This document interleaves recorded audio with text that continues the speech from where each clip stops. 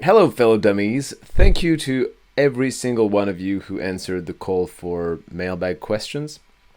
Uh, if you don't see your question answered, don't take it personally. It's just that if I didn't answer it, I thought the question was too stupid, and that's it. I'm joking, of course. It's just that I didn't come up with something that I thought was interesting enough. So, let's go. Danny 40, whatever. What's the player you've hated the most? That's that's an interesting question actually, because weirdly enough, really weirdly enough, I wouldn't go as far as hated, but I really disliked Rafael Nadal for a while, and there were different reasons for it. And I'm saying it's weird because he ended up being probably the player I liked the most overall in my life. But I hated him in a way because he was grunting, he was loud, and he was beating Federer. And when I was younger, I used to love Federer so much. And he also, and and he wouldn't let Federer win Roland Garros, and I was pissed about this. Funny thing is that when Federer won Roland Garros in 2009, I was already Camp Nadal because I didn't like the attitude of Federer in Wimbledon. I thought he was kind of whiny little bitch. Don't get me wrong, I love Federer as well. But I was like, wow. And I started to get interested in Nadal and his personality and his work ethic and all of this. And I was like, wow, this guy's amazing. And he really inspires me. So I really, it was a complete 180 or 360, whatever. And, he came from being the player I liked the less to the player I liked the most. But right now, like ever since 2012 and the Australian Open, I became completely neutral. When I saw this final, I was like, wow, those guys deserve it so much. I mean, Djokovic, Nadal, Federer, whoever. I love tennis. Aditya is asking, if you had the chance to play alongside any player, retired or active, who would you choose to play with? And who is your favorite GOAT of tennis other than Zverev? Yeah, Zverev is hard to beat. One player to play, I don't know, Guga, because he looks cool and we could speak Portuguese, and I like the Brazilian Portuguese, so that would be really pretty dope, I think. And my GOAT, I don't have a proper GOAT. The favorite player I like to watch was Federer. The favorite players in terms, I mean, most inspirational to me in different ways were Nadal and Djokovic, because, I mean, they're fascinating, obviously, for so many different reasons. And one of the classiest and one of the ones I really liked watching as well was Steffi Graf. She had this sort of natural class to her that I really loved when I was younger, when she was playing, basically. Chang is asking, if you could match up the Avengers Big Three, Iron Man, Captain America, Thor, with the tennis Big Three, Novak, Roger, Rafa, who would be who? Who would Yannick and Carlos be? Okay. Okay, Iron Man. It really depends on what you... Iron Man, I would say, okay, maybe Novak, because he's more... No. It's hard. Okay, let's start with Captain America. He is like the good boy, the perfect guy, always okay. In personality, he would probably be closer to Rafa, because Rafa is this, like never breaks a racket. He's the good guy. He's merciless in the fight. Thor, probably closer to Roger, big ego, amazing powers. And Iron Man would be Novak, because I don't know. Iron Man doesn't really fit Novak either, because Novak is the freaking machine. Well, in a way, yeah. Okay, man, I say it. So yeah, Iron Man is Novak, Captain America is Rafa, and Thor is Roger. And Yannick and Carlos. You know what? I think Carlos to me is really closer to Dragon Ball and a manga hero. Like, he becomes a Super Saiyan all of a sudden. Carlos is really reminds me of Son Goku, for those of you who know it. He's this happy fellow. He likes to compete, and all of a sudden he goes next level and becomes this insanely, like the one we've seen in the final super tiebreak of the Roland Garros 2025, you know. So that's who Carlos really reminds me of. And Yannick he reminds me more of some kind of, you know, Shaolin monk or something, like super focused, doesn't show much. I don't know. He doesn't really remind me of any superhero. Daria is asking, who are your favorite players in women's tennis at the moment? Well, I think I answered this question already, but my absolute favorite player is, of course, Karolina Muchova. And it's not really hard to know why. If you watch her play, you understand it instantly. So that's my favorite player for her style. For the personality, I love Jasmine Paolini. I think she's bubbly. She's a bowl of fresh air. I really like her. For her style, I like Naomi Osaka. I love her entrances on the court. And I'm not a big fan. Fashion design style. Not that much her style of play, but it's nice to see her come back. Someone I cannot pronounce the name of is asking, why are tennis balls round? I love your sense of humor and can't wait to hear that. Thank you very much. Why are tennis... Oh, okay. I think this is from the Tennis For Dummies trivia game, and I probably wrote this question when I was high, and I don't remember the 4 options I provided, but look, this is something you can find out for yourself if you go and play the game. Not all the questions are that dumb or absurd, by the way. Some of them are. I'm painfully trying to be funny, maybe, but many of them are actually proper tennis questions. And the point of this game is, first of all, to have fun playing it, but a bit the same as the channel, you know, to educate while entertaining. So you learn about tennis, obviously, and hopefully you have fun with it. And we've been working on it for a few months now with Sakshi and Francisco and Mateus, and it's a work in progress. We're still really, working on it, but it's already playable, so you can go and play it. I encourage you to do it. The point is very simple. You start at amateur level, and every mode you play enables you to get points, and so you go to challenger level and future challenger, etc., and you reach Masters 1000.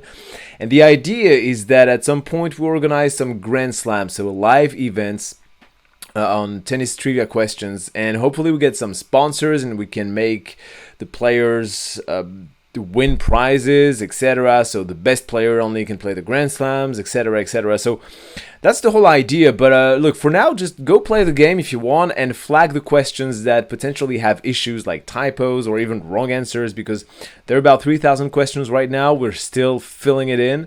And by the way, thank you to all of you who already helped us fill in the questions. I will display your name properly once we launch the whole thing. But yeah, I'm not gonna rumble too much about it. The link is in the description, so check it out for yourself, and that's it.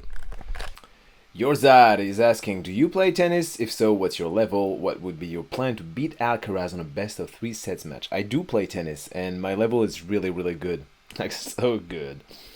Yeah, it's pretty off the charts. And my plan to beat Alcaraz in a best of 3 sets match, well, it's a very practical plan. I would first get him fat, introduce him to South Mediterranean delicacies and pastries, and he would get crazy for it. And so little by little, he would get fat, and then I would attack him mentally, I would demoralize him. Like, hey, look at you, how fat you are now. You can't play anymore. Try to run, bitch. And then I would potentially hide his racket to force him to play with his hands or his feet. He might probably beat me then, but I think, have a pretty fair advantage at that point. And yeah, I think that should be enough. But I'm still thinking about new stuff. So yeah, that's my whole plan. P.S. I'm also French, so I would like a baguette meme, please. Mais t'as cru quoi? T'as cru quoi, Yorzar? T'as cru que je te file des baguettes mimes comme ça? Non mais oh. Eh, tu crois quoi? Tu crois que quand tu chies ça sent la rose? C'était une référence à Marie à tout prix. Non, je fais pas de baguette mime, Yorzar, mais je te fais un croissant mime si tu veux la prochaine fois. Allez, spécial pour toi. Florian Schiller. 1474. How has tennis changed over time, different techniques and game plans, and how would a former slam winner hold up against the current one? Okay, I'm gonna try and make it as brief as possible and as for dummies as possible. Tennis changed a lot for different reasons. The two main reasons I would say: equipment and surfaces.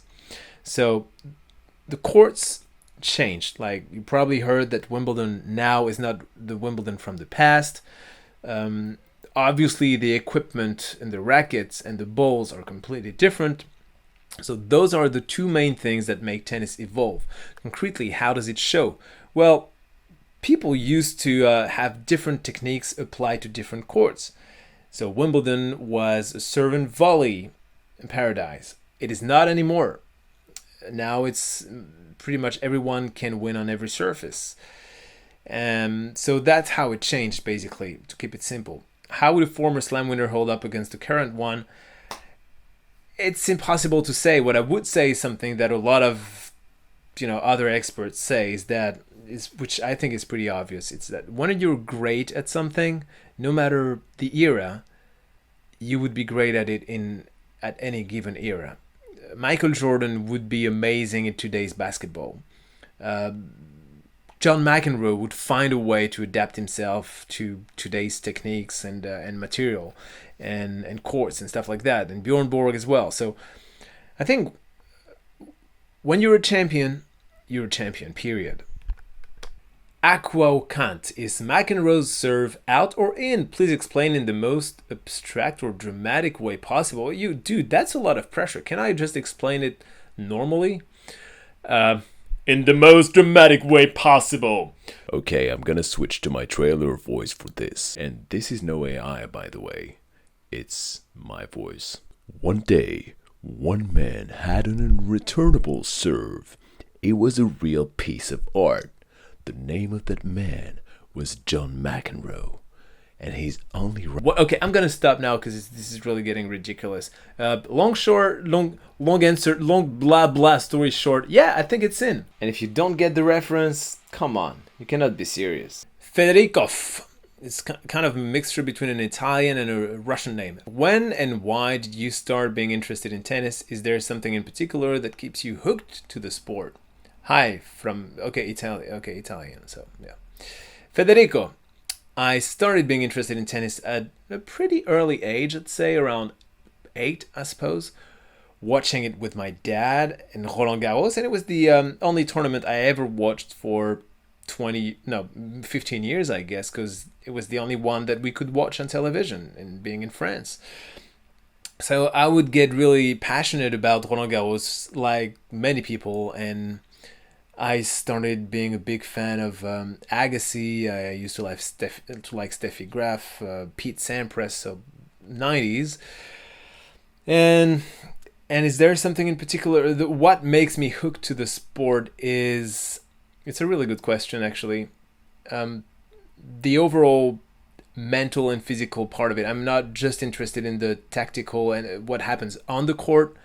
I'm interested in everything around it. I work as a coach as well, a mental coach, and in different ways. And professional athletes and tennis players in particular are a big inspiration for me. So I love everything in and around the sport, which is why I'm not a big fan of one player in particular, but of the sport itself, which is why I think that, yeah, tennis is always going to evolve and grow, and no matter who are the players in it. Then 70 is asking, which is the most annoying crowd out of all the 4 slams, and is there a chance for the revival of the one-handed backhand? The most annoying crowd was, as a French person, I have to say Roland Garros. The least annoying crowd is probably Wimbledon, and then I guess the close to Roland Garros is probably Australian Open. Then again, I've not been to any of those besides Roland Garros, and I've not played in either of them. So yeah, that's it. Whose career would you rather have, Zverev or Medvedev? Zverev, obviously. Johan3607, do you think women Grand Slam should also be best of 5? Yeah, that would be cool. A bit long, overall. They already have enough schedule issues like this, but yeah, I'd like to see that. Maybe in the finals. Chloe with a K. Okay, Chloe. Chloe with a K. With a K1. Okay. Do you foresee anyone becoming the third wheel to Sincaraz, or someone making the duo trio like how Novak made the big three a thing in 2011? Also, do you think Sinner and Alcaraz are low-key gay for each other? Because that video Alcaraz grabbing Sinner's butt was highly questionable. Okay, first part of the question, no, I don't actually. So far, I don't really see anyone turning the duo into a trio. Some people talk about Fonseca, or I've not. Maybe it will be, but so far I've not seen enough to certify that there will be a big three or even a big four. And about Sinner and Alcaraz are low-key gay, I've not seen the video, but now that you say it, it makes a lot of sense. So Trify is asking, what do you think about ATP trying to kill doubles? Look, guys, in the comment, tell me how many of you watched a whole double games in your life, okay? And then we can talk, because I personally never have. Except once when physically at Roland Garros, the only time I went to the tournament. So, long story short, I don't really care. Austin Ray and T2E, who do you think is closest to leading the pack on the women's side? No one. That's what the WTA is all about right now. Nobody is leading the pack. I mean, Sabalenka could be the one, except she screws at every slam, so... Besides that, I can't really see anyone. Juan Coelho. It's kind of Spanish and Brazilian or Portuguese at the same time, so I don't know how to pronounce your name. Juan Coelho or Juan Coelho. What was the best Wimbledon match besides 2008 final? Well, the best I watched was... It's hard because it's recency biased, but it was probably the 2023 final between Alcaraz and Djokovic. It was definitely not as good as the 2008 final, miles away from it, but there was so much. It was not just the match itself, but what was at stake in it, and how Alcaraz surprised everyone, and the drama, and that was a really, really good match as well. Valentina, why doesn't Roland Garros have Hawkeye system? If all of the tournaments and slams have it, surely it must not be that expensive to purchase and install Hawkeye. How do you think they provide free croissant for every single players during every day of the tournament? Someone has to pay for it. So if you had the choice between those delicious French delicacies and something that determine whether your point is good or not, what would you choose? And French is a very conservative country in many ways, and that's one example of it. So, yeah. So the Funny Bunny, which tennis rule do you think is completely useless and should be abolished or heavily reformed immediately? I think player who do a bad toss should go straight to second serve. That, I think, pisses me off. When I see players doing like 3 different tosses and saying, sorry, I'm like, dude, that's your job. Other than that, the net. Other than that, the let, as Riaz kindly adds. So Tweet13890 is asking, do you think Djokovic will get more chances at slams when Sinner and Alcaraz are too old to compete? Look, at some point, they're going to catch up to Djokovic. And when all of them are 38 years old, then we'll see. Manuel Ryder 3748, what do you think is the most amount of slams Sinner and Alcaraz will reach by the end of their career? I think they'll both go over 15. Okay, I think Sinner will reach 32 slams. And I think Alcaraz is going to regress. He's going to go back to 3 slams by the end of his career. So Spruce Pebble is asking, what male and female tennis players have the best chance at being models? Okay, so we're not asking who I find more attractive, but who is the closest to a model type. Well, none of them, to be honest. I mean, there are many attractive people. don't get me wrong, in the WTA and ATP. I don't think any of them really come close to model type, but some of them do look really good in pictures. I mean, Berrettini, Tsitsipas, Raducanu, Jacqueline Christian, who else? Rybakina is probably one of the closest one. I don't find her, to my taste, particularly attractive, but she could potentially have the model type. Who else? Let me go on the website. Iva Jovic is super cute. So yeah, I don't know. Yeah, not really model type though. So Zalkers is asking, if two male tennis players could have a baby, which two players would you choose? I like the way you write your questions with a dot. If two male tennis players could have a baby, dot. Which two players would you choose? It's kind of very dramatic. It's a no-brainer. I would go for John Isner and Diego Schwartzman. Just imagining them having sex is not a particularly pleasant picture, but kind of a funny one. Amy Z761 is asking, if you could ship two players, one ATP, one WTA, that aren't currently dating, who would they be? Who would they be, and why? I would put Zverev and Sabalenka. Sabalenka could beat the crap out of Zverev, and but they're currently dating, I guess. So I don't know. Cash Agrawal is asking, who's the best looking male player ever? Oh, to me that's super easy. Marat Safin. Marat Safin was, I mean, he had everything. He had this kind of bad boy attitude. I don't give a shit. He was super good looking. He has this swagger. He played really well. I mean, he had the whole package basically. I read something somewhere in the Roger Federer book by Christopher something, that Federer was the guy your parents want you to date, and Marat Safin was the guy you wanted to date. I mean, if you're either a girl or gay. So if I were gay, I would go for Safin, like no brainer. Alex Hunter 7978, would you prefer to let your daughter date Nick Kyrgios or Alexander Zverev? Look, my daughter is 2 years old, so any of those two would be, it's already pretty bad as an option, but that would add a level of creepiness that, I mean, Zverev is already, he already has enough on his plate. You don't want to add this kind of age difference on top of this. So, yeah, I don't think it's an appropriate question, man. Thank you, anyway. Mystic Quetzal F2V is asking, what tools do you use for your videos and how long does it take? They look so cool, but at the same time, easy to do. Don't get me wrong, maybe it's like watching Federer making it look so easy. Haha. What tools do I use? Well, Premiere Pro as an editing tool, and I record on this thing right now, which is called Zoom H4n Pro. So as you see, I use a lot of pro things.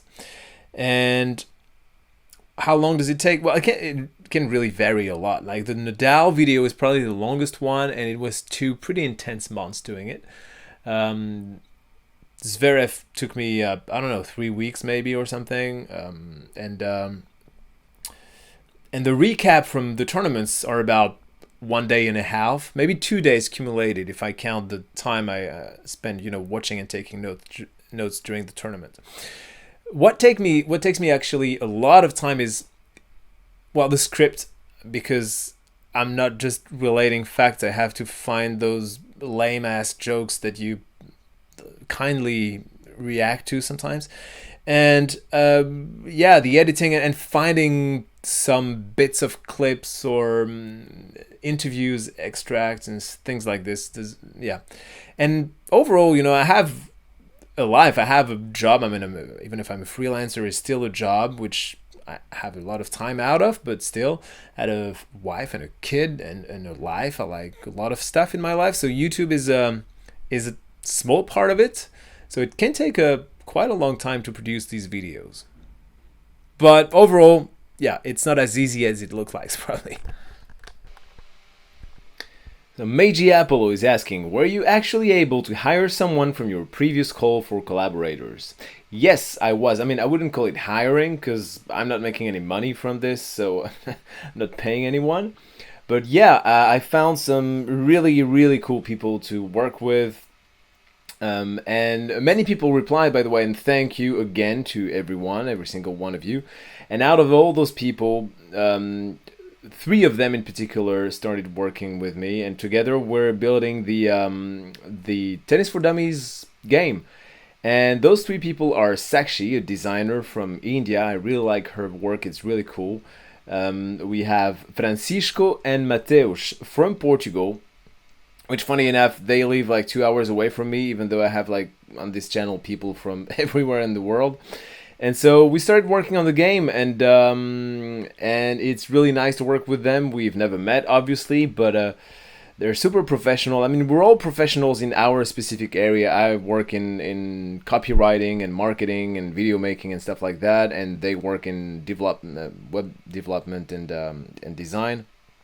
So basically, we're using our professional skills into a fun project, and I've already spoken about this project in other answers, so I encourage you to click on the link, play the game, and help us improve it, because it's still a work in progress, obviously. But yeah, so long story short, yes, that call for collaborators was fruitful. Hazimu, do you like cats? I do like cats. I like how they are, the completely pointless animals. They have no function besides being cute. And I know it, those little bastards. They're, self-absorbed, selfish, totally without any empathy, but extremely cute animals. And I have a cat. I have always had a cat ever since I used to be in a family. So the first 18 years of my life and the last few years, I don't know how long, but basically, yeah. I like cats. ABT7T7, do you watch any other sports, and if so, who is your favorite in it? I watch a lot of NBA. I love it. I've always loved NBA. The only athlete I've actually been a fan of in my life was Michael Jordan. Wasn't when I was like 10 and he was at his peak or something. And right now, who's my favorite? I like very much Victor Wembanyama. For many different reasons, not just the fact, actually not at all the fact that he's French. I don't really care. It enables me to understand a bit more about his personality, probably, but I think what he's bringing to the game is extremely interesting in so many different ways, not just on the court, but also off the court. But because it's a team sport, I like the Spurs philosophy in general. I've always liked this team. And so that's a good combination. But I love that New York won their title this year. I was really happy for them. The planning community is asking, how many bananas do you think Yannick accidentally eats in a season? Asking for scientific reasons. Yeah, it's a good question, actually. And there's no website, weirdly enough, that mentions it. There's no data that is available, but I made my own estimations in the past few years. And I think that in 2025 at least, which is the latest I have, it can reasonably be estimated that he ate between 5 and 64 bananas accidentally in a season. So that doesn't count the ones he obviously ate willingly. And I'm still trying to get in touch with his team about this. It's I have a lead, but I'll keep you posted if anything clarifies. Thanks for your interest. The Funny Bunny again. If you had to grunt as loudly as Nadal or Sabalenka during everyday tasks, which activity would be the most hilarious? I like this question. Let me think for a second. So it has to be something repetitive. Putting stuff in the dishwasher. That would probably piss off my wife a lot and would be really funny. Thanks for the question. Tears of Madness, a regular of this channel. Thank you. If you could be a tree, what kind of tree would you be? And I love your videos and blah, blah, blah. You're welcome. Thank you for supporting the channel. If I could be a tree, I would... If I could be... It sounds like a song, which I'm not going to sing. A baobab. Because I like the sound of it. Baobab. Mailbag. That's all, folks. Thank you for your questions, and see you next time.